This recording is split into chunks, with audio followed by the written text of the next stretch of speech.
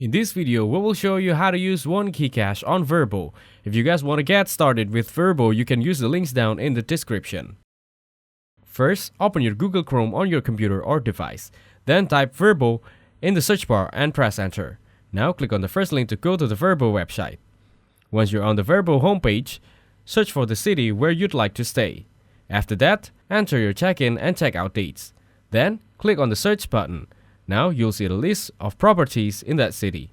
Scroll down to look through the option and find one that suits you.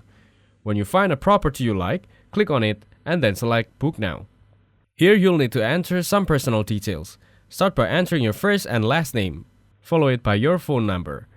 You'll also have an option to leave a message for the host if you'd like.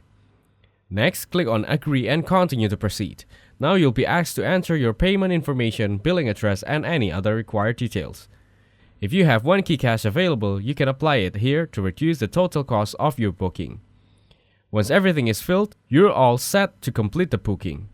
So, that's how to use one key cache on Vrbo. Make sure to use the links down in the description to get started with Vrbo. If this video was helpful, please consider leaving a like and subscribing to my channel. With that being said, I'll see you in the next video.